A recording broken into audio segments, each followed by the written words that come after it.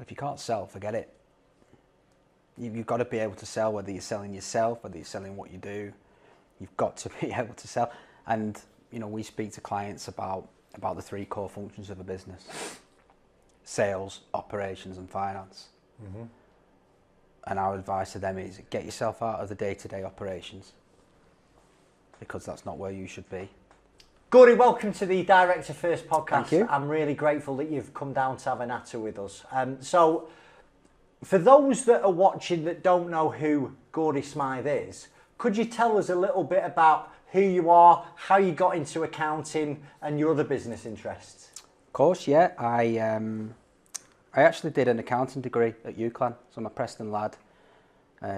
School, college, university. Managed to land a training contract at the end of it at a company in a firm in Bolton. Worked there for a couple of years, changed jobs a couple of times, worked in different places, and then ultimately made the decision to set up on my own. When did you set up on your own, mate? 2020, February 2020. About 6 weeks before the pandemic. That was great timing, wasn't it? Yeah, interesting, yeah. What went on before February 2020 for you to go, right, I'm going to pull the trigger on something like this? I think I just got to a point in my career where I thought I can do this better myself. Mm-hmm. That may sound a little bit arrogant, I don't know, but I wanted to do things my way. I had this idea of the type of accountancy firm I wanted to build. Mm-hmm. And then I backed myself to go and give it a go. Qualified as a chartered accountant 2017, I think. Mm-hmm. Kind of climbed the corporate ladder, progressed my career, and as I say, ultimately reached the point where I think I just wanted to do things my way, and to give it a go. Well, I want to focus in on that because you've done that in February 2020, and 6 weeks later the world ended for a lot of people. Yeah. You told me you've got a young family. One daughter, yeah. Yeah. Yeah. So I know with me, mate, if I fall, no one catches me, and that my drive is to provide for my family. But setting up a business, I remember the time, right?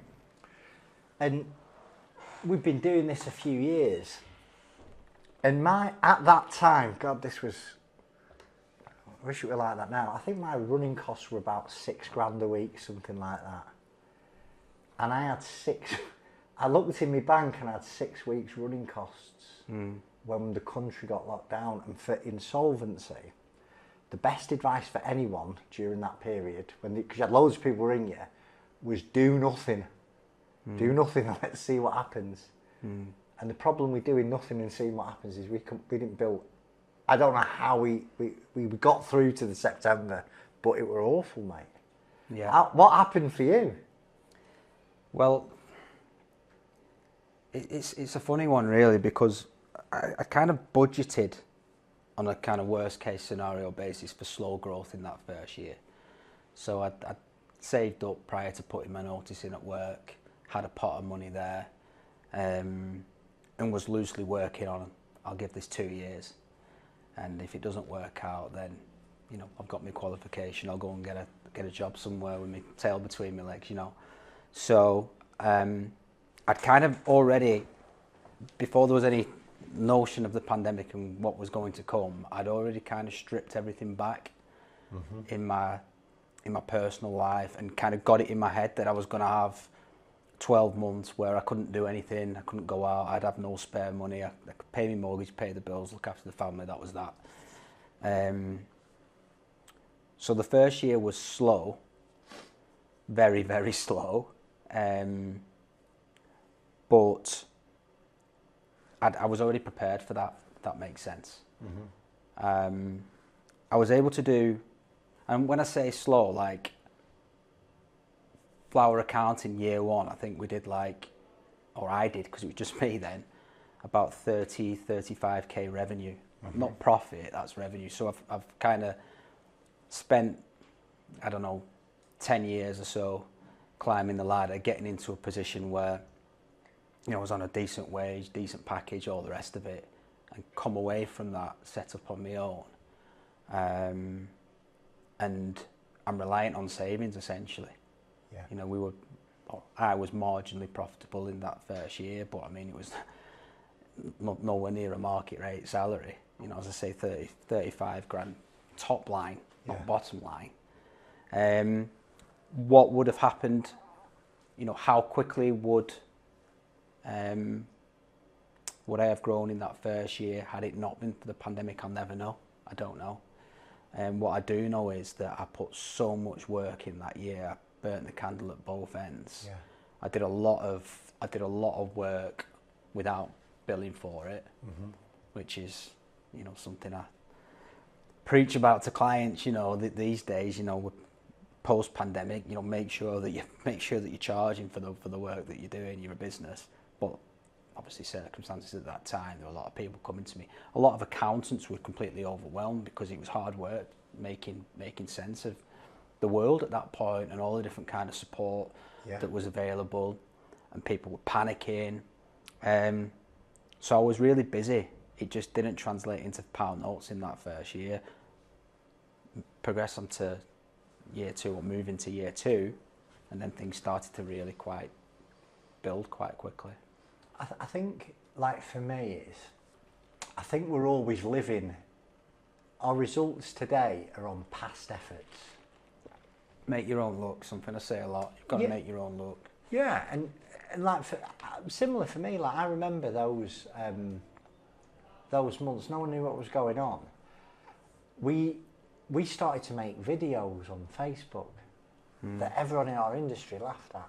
Yeah, yeah. And we were working like 10, 12 hours a day putting all this content out, and then people started to think, oh God, we need to learn about this. And that literally, that's how we built our business. Well, it's massive, but most people aren't prepared to put 12 months plus whatever into that kind of stuff, because you don't see the rewards right away. I didn't see the rewards for 2 years. I brought somebody in so I'd just done, my year ends February, flower accounting year ends February. We just done 35k year one, and I brought somebody in starting beginning of March on 30 grand a year. Wow. So you must have had some inner belief, you know, what was... Huge belief. You've got to believe in yourself. I've always believed in myself. Always believed in myself. What makes you... Because I like where this is going. What makes you different then? You know? There's loads of finance people out there, on every street corner. So you are going into a market where there's no... On the face of it, it's another accounting. It's another accounting firm with another accountant, okay? What makes you guys different? As a firm, you mean? Well, personally, and then as a firm, because I would imagine you and your personal ethos has bled into flower. Yeah, naturally. But I mean, personally, there's absolutely nothing special about me. I just feel that you've got to back yourself.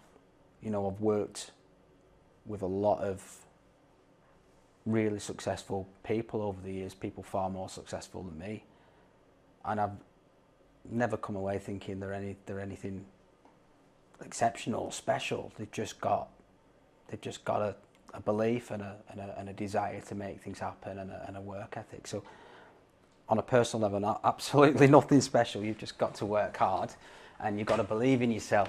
As a firm,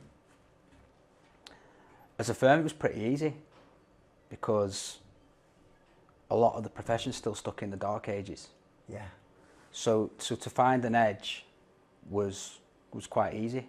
So my basic idea, or my starting point, was, as an accountant, traditionally you work in practice or you work in industry.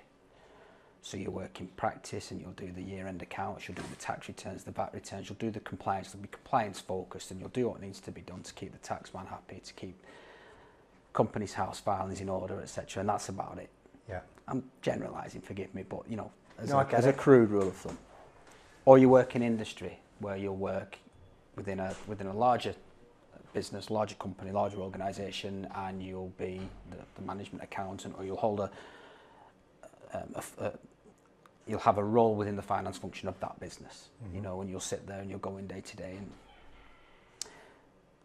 with technology, and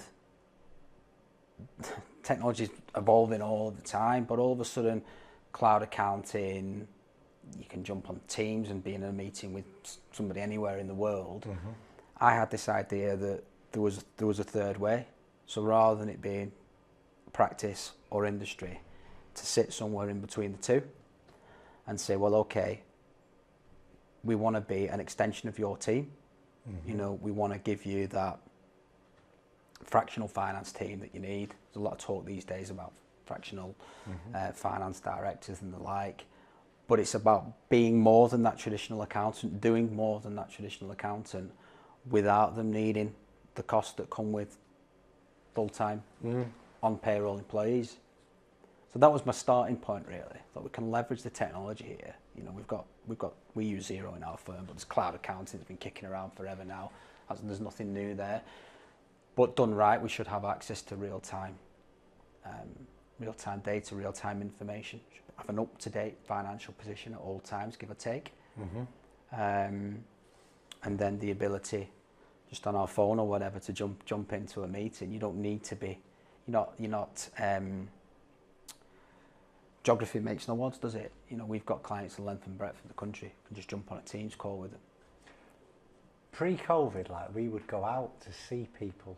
And if you had 3 meetings in a day, like, it could be anywhere, like the logistics was insane, you would miss one, or you'd be incredibly late to one. So 2 a day you could probably cover.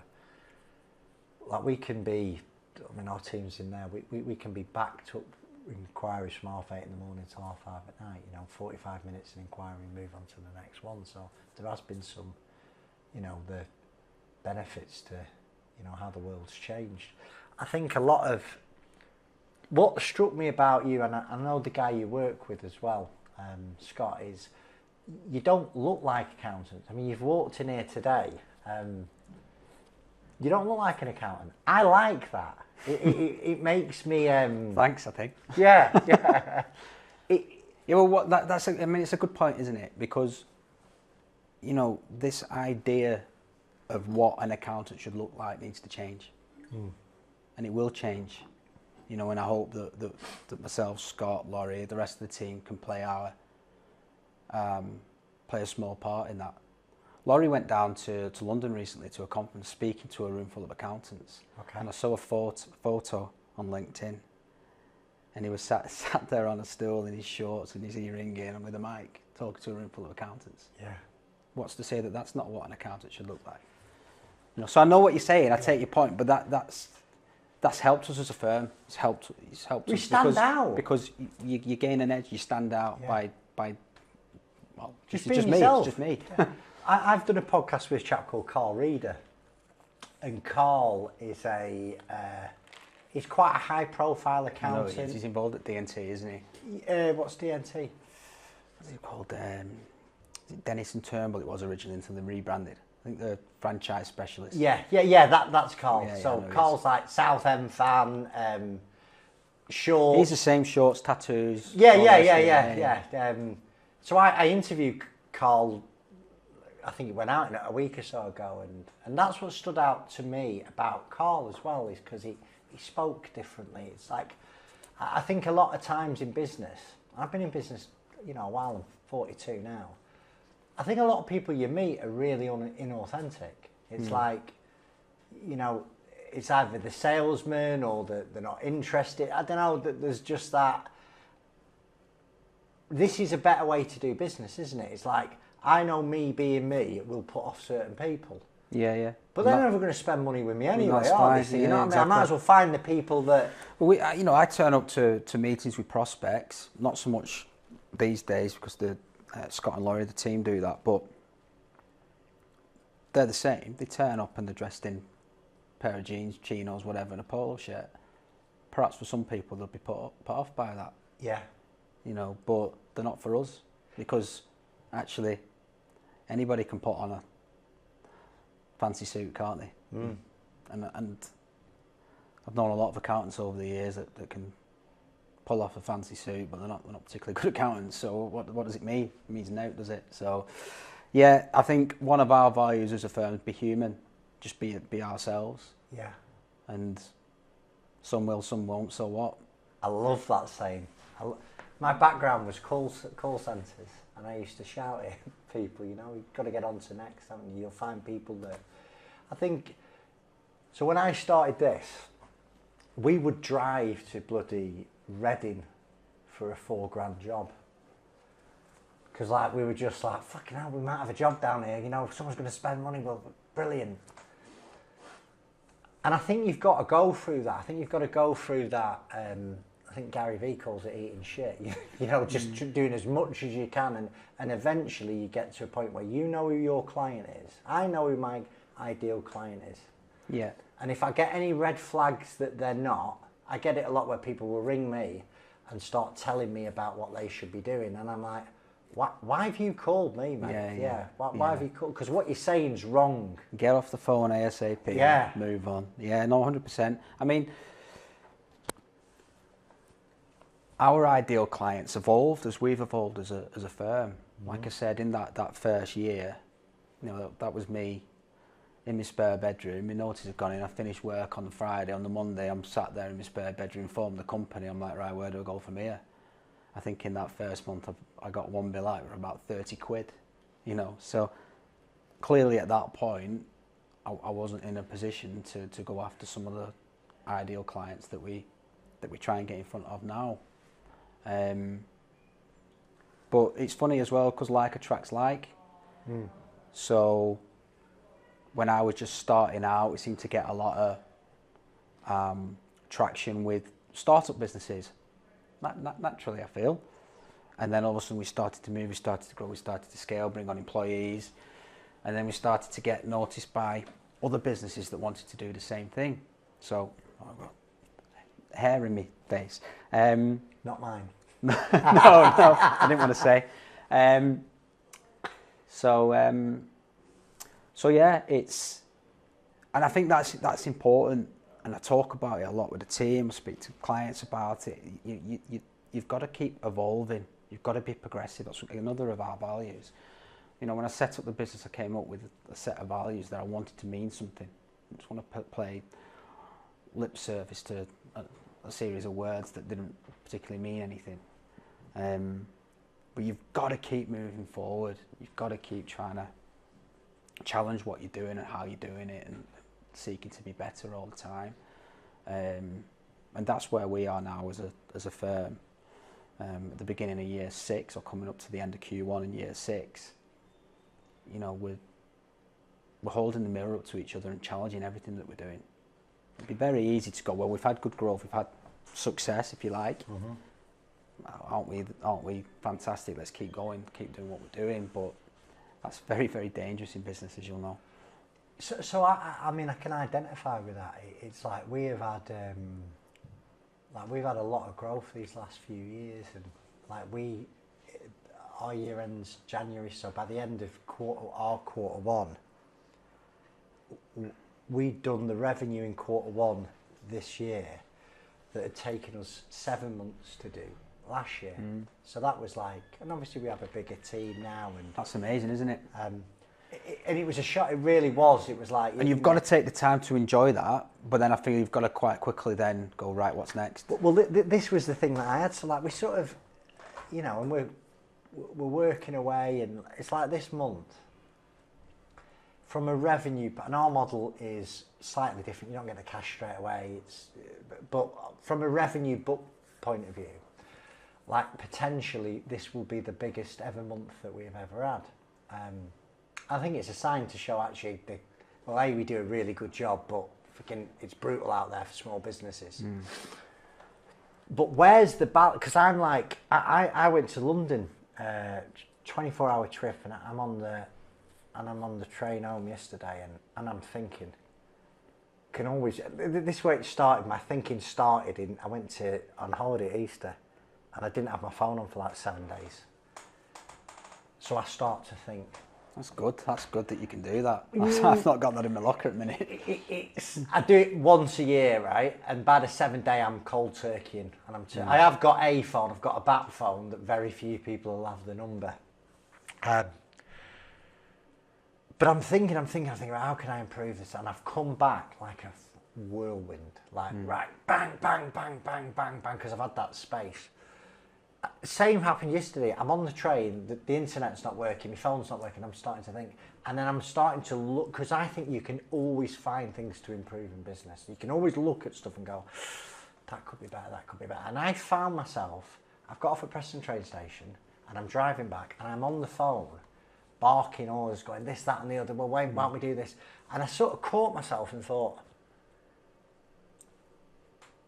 we're about to have our biggest ever month. And I'm not happy with that. I'm like, I'm not enjoying that. And because obviously I set this business up, and like at the start it was just me. Exactly, yeah. And my head will go, well, I would do that slightly different, or I'd have got that job in that way, or I'd have. And it's like, but everyone's doing okay. They're doing. The results are they're doing really, really good. They just might not be doing it how I'm doing it. So I think my question to you is, Gordie, in a long-winded way, is what's the balance, mate? You know, because you can always be striving, and you know what? You know, I'm not sure I always get that balance right, because I don't feel like I've necessarily taken enough time on this journey to date to appreciate those milestones. We've hit and past them. So where we're at the moment is we're doing about 600k a year in the accounting business. I'll come on to the other business later perhaps, but the accounting business is doing about 600k and growing at, you know, a fast rate. So when I think back, I think, oh, how the hell have we got here? You know, and I think it is important to break things down and have those milestones and to do something, whether that's kind of getting the team together or, you know, going out for a meal. You've got to kind of give yourself a pat on the back at the appropriate time, and remind yourself of how far you've come. But then that's it. We go again. You know, and something that I say to the team all the time is we've not started yet. And I feel that. I feel that way. I feel like we've not even got going yet. And I don't feel like we're anywhere near what we will be and how good we'll be. And yet I feel like we are so far ahead of the curve in terms of the industry. So bring us up to speed then now. So it started off you in spare bedroom, you brought someone on at the end of the first year, and now you've mentioned a few. What does the team look like today? There's 8 of us now. So myself, and then I've got Laurie and Scott, who each have what we call a pod, portfolio of clients essentially. So they're relationship leads now. I've kind of stepped away from that. Then we've got Liam, who oversees the back office, like the operations side of things. Eager, who's an assistant accountant. Another lad joining us next month as another assistant accountant, and then 3 part-time bookkeepers. There are a lot of directors right now, Gordie, who are really feeling the pressure in the UK. It can be HMRC, revenue slowed down, costs are still high. What role do you think sales plays in turning a business round? If you can't sell, forget it. You've got to be able to sell, whether you're selling yourself, whether you're selling what you do. You've got to be able to sell. And, you know, we speak to clients about the 3 core functions of a business: sales, operations and finance. And our advice to them is get yourself out of the day-to-day operations because that's not where you should be. Hand the finance function over to us. We'll oversee that. We'll deal with that. We'll get that all singing and all dancing, giving you the information that you need as regular as you need it. And you spend your time in that sales function. You know, you make sure that the leads are coming in, you make sure that you're out networking, that you're speaking to people, that you've got to be able to sell. And I think as well for a lot of accountants, without talking out of turn, I feel like sales is a dirty word almost. It's like, of course it is, it's yeah. like I've done all these exams, I'm a chartered accountant, I'm not here to sell. Where to me it's not a dirty word at all.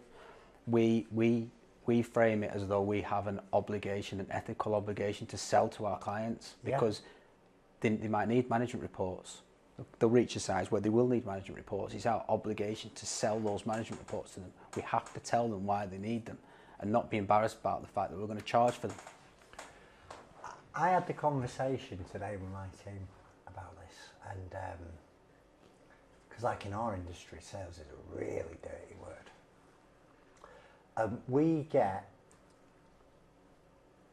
maybe not every day, but multiple times a week we will have people who see our content wherever it is and go, can I have a chat with you? And we get into it and that they're already in an insolvency process. And very common, what's happened is they've gone out there, they've just thought every insolvency firm is exactly the same. They've appointed somebody to liquidate or put them into admin, whatever that case is. And once they've appointed that insolvency practitioner, that's when the problems have started, because they've not been told on day one what the problem is. They think their problem is, I owe all this money and I need to get it into insolvency quickly. Okay. And they've paid the $5,000 whatever to get in, and then they've realised once they're in liquidation, they're now being pursued for overdrawn loan accounts. They are being questioned about assets that have been transferred out. They are being questioned about preference payments, which is what an IP's job is, right? I'm not here to say they shouldn't be doing that. But where we're very different is we'll do all that work. Sort of goes against it. Where we set ourselves different is we'll do all this work with a client. We won't charge them anything, so they understand everything, right? They understand, have they got a DLA? How are they going to settle it? If they're into liquidation, if they're selling assets, make sure an agent's in there, a credible agent. It's all above board so they can't be criticised. We're doing transactional analysis on all the 12 months money going in and out. And the reason we do it is it's just so different. And we know at the end of it, we've built that much goodwill, they'd have to be mental to say no to us. Okay. But I've got to have the question and say, listen, if you have got this, I said, you've got to remind yourself what happens. So it's like, let's say someone's watching us on YouTube. They've built up a lot of confidence with us. They've watched us for months. But we might use AdWords to get leads in. We might use Facebook ads. About as much use as chocolate tea cozy and things. But with those leads, it's different because they don't know who you are.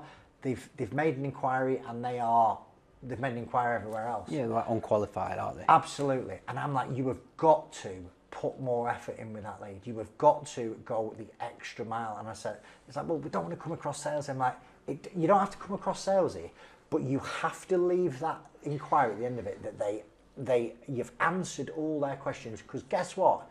If they put the phone down on you and you haven't educated them well enough, and then they go with another firm whose modus operandi is to get them to sign a liquidation notice, and then they're going to rip their eyeballs out 3 months later, that's on you.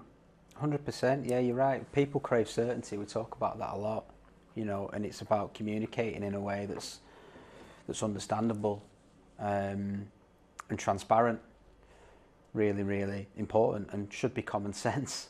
But sadly, as we know, common sense isn't all too common.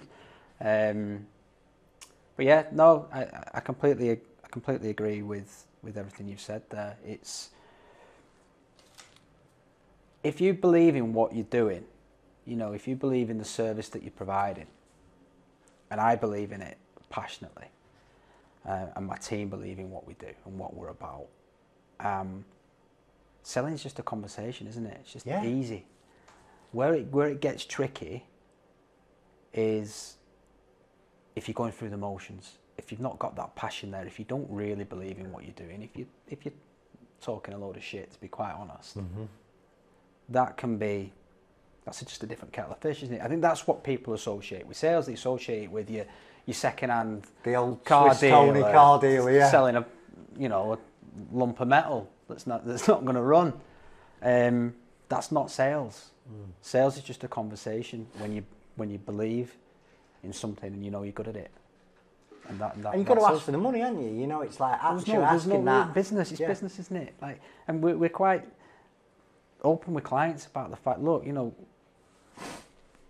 does this constitute value for money? This is what we have to charge for it. We're a business. Yeah, of course, brilliant. Crack on.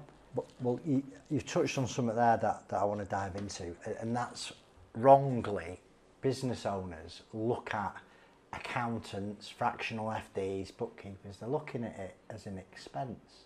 And there's got to be that mindset shift that actually this is an investment in your business.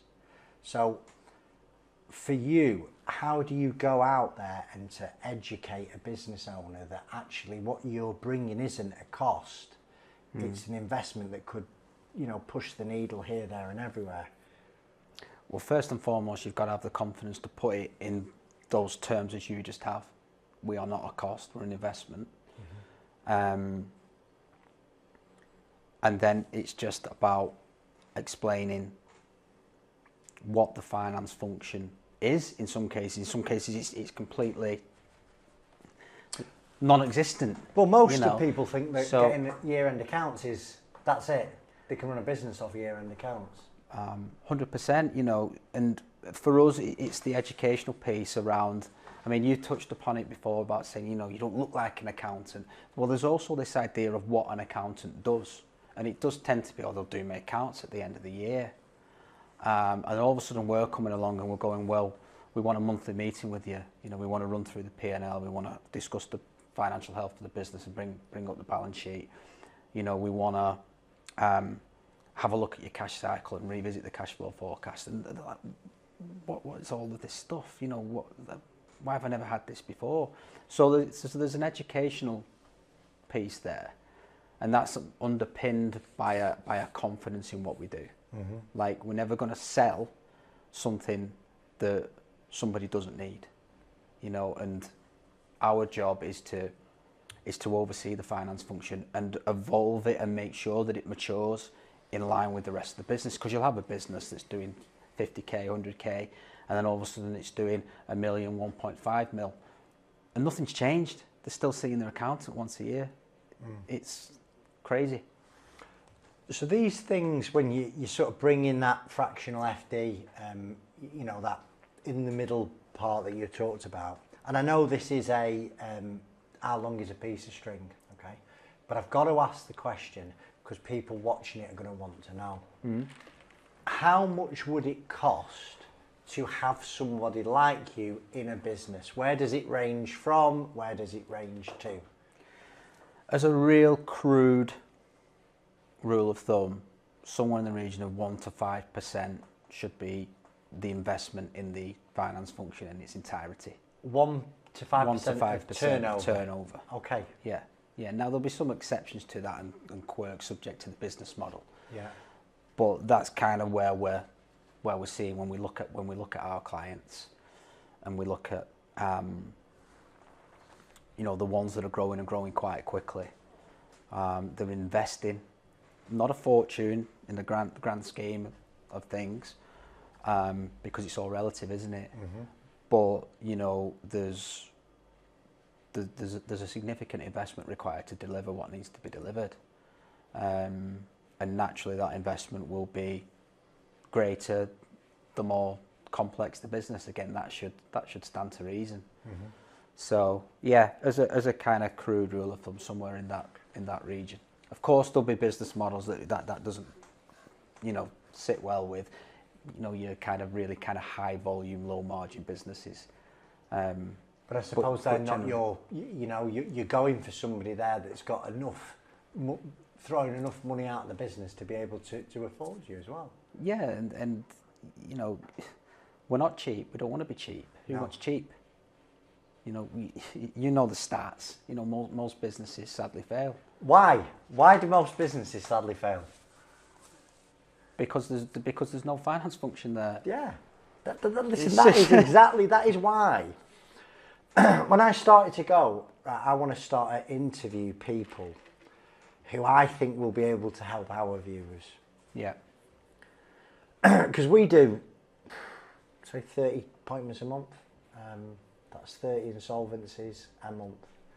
We probably get, it's probably about 600 inquiries a month. Okay.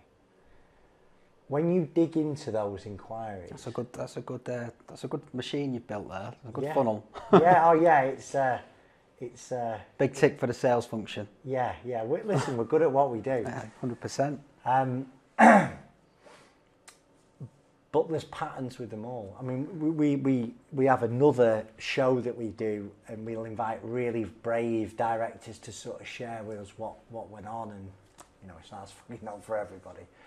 But the same thing is if they're going out of an insolvent business and they're starting again, because you can use the insolvency rules to do that, you know, if you do it correctly. But we want to know that they have learned from their last mistake, and it's always, without exception, they didn't have a grip of numbers. They didn't have. It's crazy. And it's like, we've said, like, it's running a business in the dark, isn't it? Exactly, running the business in the dark, and you don't know how much you draw. Because biggest problem we see is directors' loans. They'll come to us. We're going, right, what's your balance sheet? Oh. But let's run with that, and let me just share with you, if I may, like what we do, because this is what it kind of annoys me, to be honest, because it's not rocket science. So for us, we get that we take clients on, they've fallen out with their accountant because they're in a little bit of a mess or whatever, you know. Director's loan account. Well, how about having a meeting? March, April time, so month 12, month 1 of the financial year, and going, right, okay, we refer to it as your personal bank account number. What's your personal bank account number? What's that? Well, how much do you need to pull out of the business each month to pay your bills, you know, enjoy your life, whatever. What's your, you know, they might say, well, it's £5 grand a month. Right, great, okay. Then the tax expertise kicks in. Okay, how are we going to structure that? You know, how are we gonna split that between salary and dividends typically? But there's a personal bank account number there. And then what we can do is we can go, right, okay, if you pull out £5 grand a month, 60 grand over the year, this is your income tax exposure when we come to do your tax return. So we're providing a front end computation, and we're effectively holding the mirror up because we're asking them, what's your personal bank account number? Don't live in your, don't kind of be pulling ad hoc money out. You're going to end up in a pickle. You'll see it all the time. All the time. So it's about kind of having that discipline. You've got to be disciplined in business. But that's just having a conversation, isn't it? Taking the time to understand what it is they need from the business in the shorter term to fund the lifestyle. That'll be different from individual to individual, of course. Making sure then that it's structured in the right way and they're not paying more tax than they need to pay. So we go from personal bank account number, and then we have this idea of a tax account number. What's the tax account number? Well, that's the amount that you need to put to one side to pay the tax man, because there's going to be tax to pay. Oh, okay. So there's no cash flow disasters, you know. And then the real exciting stuff is the third number that we talk about, is the liquidity day number. What are you going to sell this for down the line? I've not even thought about selling it. I've just started up. Well, let's start thinking about that now. Let's get excited, and then let's reverse engineer it and have a plan. I think, like you've touched on there, some really key points there. Like that tax account, that VAT account, that corporation tax account. I mean, that one thing, if you have a monthly accurate management report, you should be able to be, and the example I use all the time is, you'll correct these numbers, I know you will, but let's say you get an invoice for £1,000 plus VAT, and you put 20% away into a VAT account, and you put 20% away into a corporation tax, just for quick and easy reckoning. Yeah. Your business has got 800 quid to play with. you can't go wrong there, can you? And if you're doing a P&L every month, and I know your percentages would be changed on what you put in the VAT, depending on. Yeah. But you couldn't go wrong then, could you? If you're getting a monthly P&L, and if you do go wrong, you know, early doors there's a problem here. Yeah, exactly. I There should, like a reserve account, which I've talked about the tax account number, there should be a separate reserve account where, as you say, the money just gets pushed into that account. And then you know, oh, I'm having to dip into that, there's a problem. Mm-hmm. And then that should be then a trigger then. Right, let's raise that in the next meeting, I'll speak to my accountant. Like, for us, it's about being that financial partner. So if there's a problem there, we'll pick up on it, we'll know about it. There needs to be a month-end close and a monthly P&L. There has to be. So when you're looking at this month-end close P&L, you're meeting with your client and you've got this profit and loss. Because that's another thing, is people get a P&L and it might even be up to date, but they've no idea how to read it. Yeah, well, everything that we do, there's a meeting that accompanies it. Otherwise, it's pointless. Mm-hmm. The amount of times I see that drives me mad. You're taking clients on and they've got... I used to get sent these every month or every quarter, but I never knew what to do with them. Mm-hmm. And you click on the PDF file or whatever, you know, they open it up and it's a P&L and a balance sheet. What's the point in just giving that to a client and assuming that they can understand it, they can read them? You know, it'd be like giving me a book in Japanese. Well, means no. Yeah. You know, so we have what we call our key or regular meetings. You know, for us, it's all about getting in front of people, sitting down with them and having the data there and then seeking to leverage it. And obviously that comes with the kind of financial awareness educational piece so that business owners understand what's going on. So your sort of experience outside of accounting is going to be helpful as well, because you could start looking at a P&L and go, well, let's have a look at this marketing spend. Okay, how much leads? Well, you're getting that many leads, and why are you not Would you start poking around in different parts of operations? So I suppose that 100%. It's almost what a commercial director would do. You're getting a blend of a commercial and a finance. Yeah, exactly that. And ideally, you'd want a point of reference for your monthly P&L. So you'd have an annual budget, and then you're looking at that and you're comparing variances, which will flag up. Hang on, you're not doing much. And you can upload your budget to zero, can't you? Yeah, so yeah. Even zero. Yeah, it's not the best, to be honest. We don't do it within there, but you can. Mm-hmm. But the bottom line is you need to be looking at the numbers regularly, and sitting down with your accountant, with your advisor, and talking through them, you know. And eventually that should be once a month. You've got to cut your cloth accordingly. I spoke before about investing a sensible amount in your finance function. From day one, people can't afford those, the bells and whistles. Yeah. But you've got to. We use what we call the roadmap, and we evolve the finance function, as the business matures. So yeah, it's about understanding the numbers. You mentioned Zero there. We use Zero. The first thing, of course, is having a system, whether it's Zero or whatever it is, that gives you that real-time data. So that's the first thing. And updating the bloody thing. And that's why we do the bookkeeping. We have, as I said before, we have bookkeepers working for us. When I first started out, that was the biggest mistake, because I had this grand idea that, I'm going to systemize what it means to be proactive. Everybody says, my accountant's not proactive. Right? What does that mean? How can I be that proactive accountant?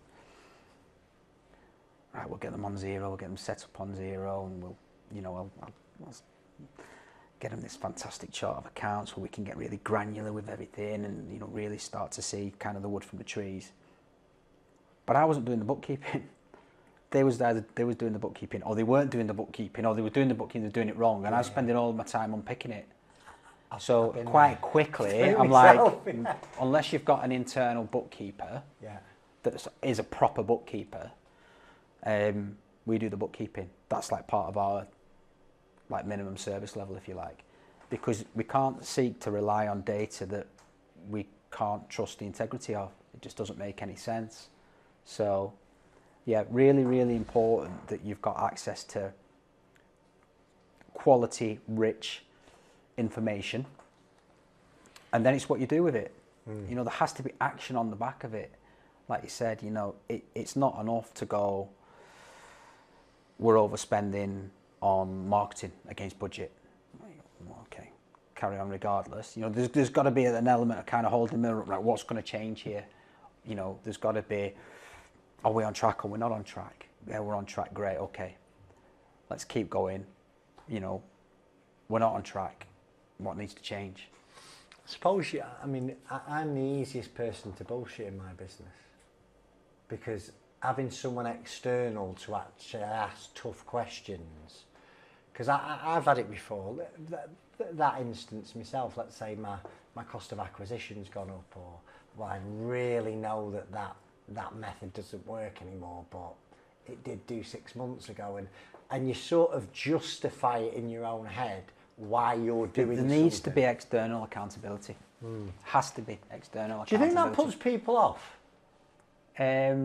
Opening this type of thing up to somebody, you know? Yeah. Because I think everyone thinks they're doing it wrong. Most business owners think they're doing it wrong. Yeah, I think perhaps it does, yeah. But what would you say to that guy? What would you say to that director who sat there going, oh, I'm in such a mess here.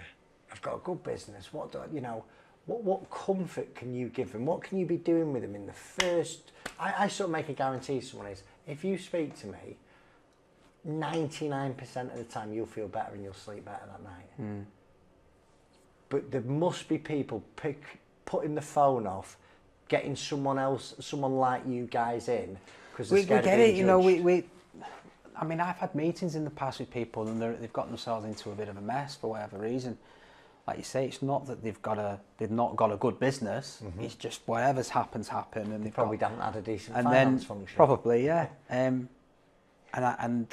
you know, I've sat face to face with people. I had a really good meeting, and they've said the right things at the end. I feel so much better from speaking to you, and then ghosted. Never heard from them again. You think, like, what's going on in people's heads here? You know, I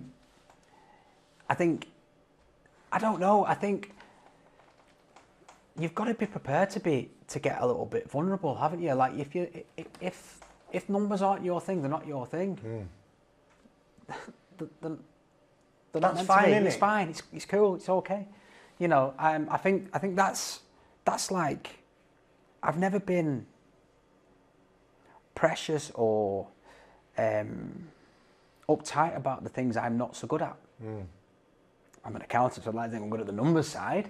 But sure, there's areas that I'm shit at. I'm not very good at certain things. In football team. Yeah, well, I'll not talk about that. That's depressing. Same here, mate. But yeah, you've got to be prepared to be vulnerable. And again, we ask that. We'll sit in a meeting with a prospect and we'll go, look, I'm going to ask you just to kind of open up and perhaps get a little bit vulnerable here. Tell us how it is. You know, what's keeping you awake at night. And we use a framework called the 3 freedoms. So we'll talk in terms of financial freedom, time freedom, and mind freedom. Wow, I like that. The mind freedom. The mind freedom. That sounds good. Now, how can you have mind freedom if you're running your business in the dark? You don't know your numbers, you don't know where you're at, you don't know if you're on track, not on track, you don't actually know where you're headed. How can you get there if you don't know where you're headed? So it's, you know, Stephen Covey, 7 Habits stuff, begin with the end in mind. Yeah, of course. What a great book. Yeah, so that's a book that I read some years back, and that shaped a lot of how I think as a person, not just in business, but like one of the habits, you know, think win-win. That comes back to the selling. If you believe in what you're doing, it's good for them, good for you. It's win-win. You know, we can deliver X, and it's gonna cost you Y for us to implement it. Does that work for you? Yeah, it does. Right, win-win. Let's have it. I want to just move slightly to a different subject because I'm mindful of time. You don't just run. This keeps leaking, this. But there we go. Anyway. You don't just run. That might have just killed our Starbucks sponsorship deal. Ah, well, okay. Oh well, hey ho, we're open to Costa, aren't we? Costa Coffee. We're available. You don't just run Flower Accounting. There is another, you have other business interests. Can you share those with us? Yeah, so an opportunity came up to acquire part of the business where my old man had worked forever, pretty much all of my life, a plumber's merchants, again based in Preston. That opportunity came up last year, and we went for it. Yeah, so I co-own that with my dad. I'm not heavily involved day to day, but yeah, very different, very different business, different challenges. Definitely made me a stronger accountant, you know, being involved with that business, for sure, because it's just given me greater insight, I suppose, into a completely different world. So yeah, so I've got two businesses. I've got the accounting business and I've got a plumber's merchants, professional services on the one hand, and then selling, you know, boilers, bathrooms, plumbing supplies, kitchens, you name it, on the other. And I think though the principles will be the same, won't they? You know, the way you look at those businesses, you know, what's made you successful in the accounting business, them skills are transferable to any type of company, aren't they? The principles never change, you know, and I look at where that business is at now, the plumbers merchants, and, you know, God forbid. Can we have a shout out? Which plumbers merchants? Gordon's Plumbers Merchants, Kent Street, Preston. Okay, cool. Get in, deal of the day.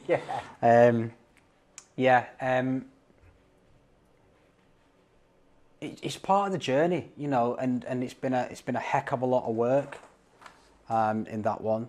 The first thing that I started to do, as we always do, is start to get the right systems in play.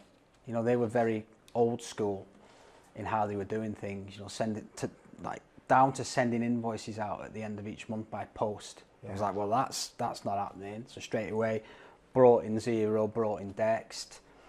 If any of our clients listen to this, you know, they'll be reassured that the stuff that we're telling them to do, I'm doing it. Yeah. You know, it's not because, you know, for any other reason than it's the right play. So yes, those principles are always the same. You've got to get the right bums on the right seats. And ultimately, I want to build commercially viable businesses that can run without me involved day to day. The plumbers merchants isn't there. My dad's involved day to day. Fortunately, I'm not. But also, not all business models are created equal. You know, because for us to get the same level of profit in the plumbers merchants as we'll achieve in the accounting business, you know, we've probably got to do 3-4 times the revenue. But it's about understanding that, isn't it? And it's about saying, well, okay, if we want to make, I don't know, £250,000 bottom line in the plumbers merchants, what do we need to do to achieve that? You know, what do we need to do revenue wise to make that happen? And it's just always about, you know, reverse engineering it from there. And it's levers, isn't it? You know, the more profitable or the higher your margin, the less volume you need to achieve that same level of profit. But you've got to understand how those levers interact. You've got to know where to look at. And they're very, very different businesses. So I want to touch on a few personal things at the moment. So it's clear that mindset's very important to you, you know, like how you're looking at things. What is your personal routine? What keeps you grounded and performing well when the shit is hitting the fan?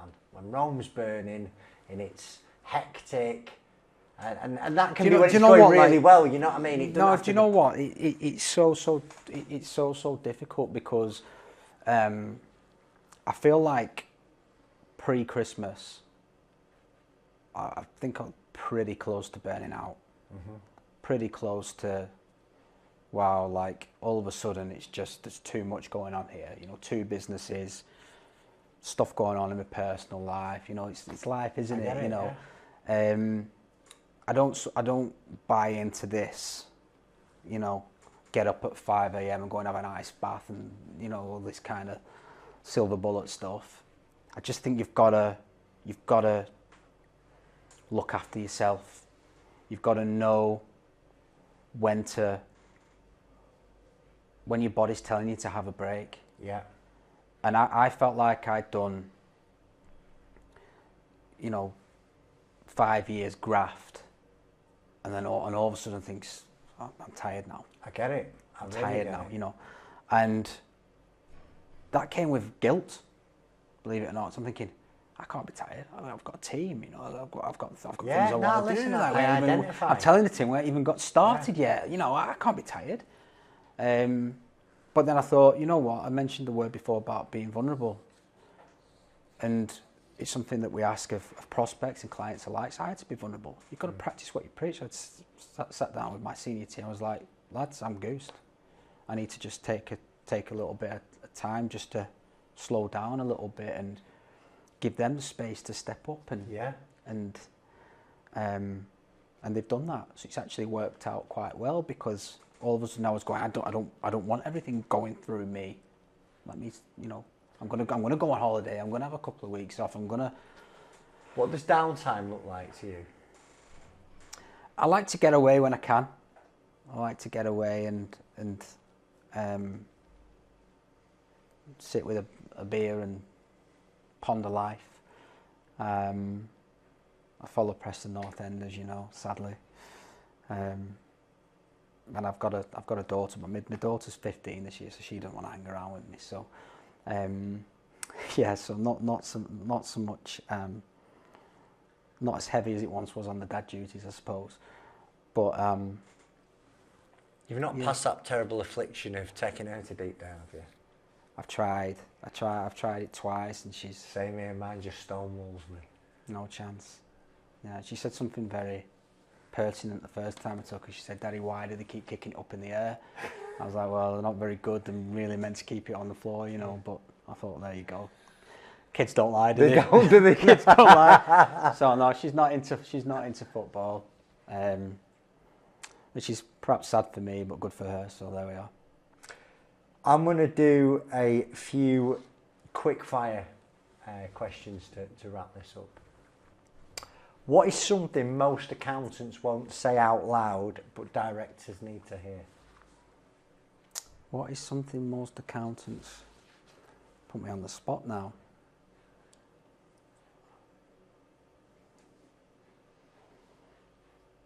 We do pay too much tax in this country, but let's get on with it and be successful anyway. Yeah, I like that one. If you could put one sentence on every boardroom, what would it be?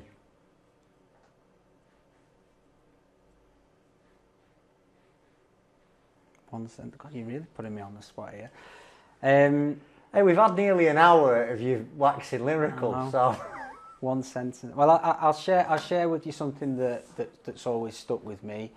I was once given a little card, and it just said on it, "What if I can?" I always like stuck that. with me, that. Yeah. Because I'd not long set up the business, and you get the imposter syndrome, and you get the worries and the concerns, and you think, "Oh shit, I'm out of my depth. Can I do this? You know, what have I done? What have I done? Like, oh my God, you know, the world's been flipped on its head, and I've left my job, and all, you know." And you think, what if I can? Yeah. And I think in a boardroom, it would be, what if we can? You know, what can you achieve together? I'm definitely going to nick half you. Yeah, that's a great. Do you know what? Like, I nick all sorts. Yeah. You've got to be a magpie, haven't you? Yeah. You know, you don't need to reinvent the wheel, but it's just stuff like that that's I really stuck like with me. that. You know. So, if people out there want to find out more about you, more about Gordie, more about the firm, where can they look? Get me on LinkedIn, Gordie Smythe on LinkedIn. You can go on the website, floweraccounting.co.uk. Yeah, you'll be able to contact us by either route. Gordie, it's been genuinely, mate, you've been a cracking guest. It's been a pleasure talking to you. Thanks so much, very kind. Top Cheers. man. Thank you. Bye-bye.